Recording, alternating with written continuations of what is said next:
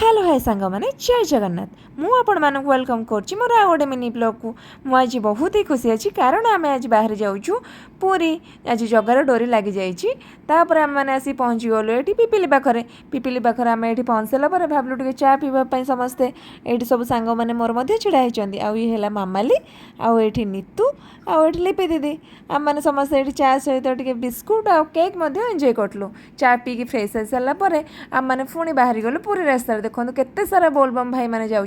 finally आम आसिक पहुँची गलु पुरी आम गाड़ी पार्किंग लगे देकी ऑटो नहीं बाहरी गलु बड़ दाण्ड को बड़ दाण्ड आम आसिक पहुँची गलु बड़ दाण्ड आम पहुँच सारापर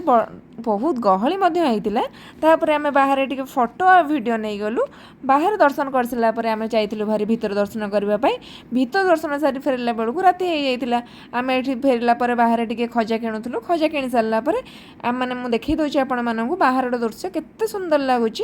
आम जाइलु भारी डिनर करने आम ये पहुँच सारापर टे भेज थाली ऑर्डर करदेलु ये आम डिनर कंप्लीट कर सारापर आम मैंने पहुँची जाइलु बीच रे टे आम मैंने एंजॉय कर सारापर बहुत शांत परिवेश आम बाहरी आसलु घर को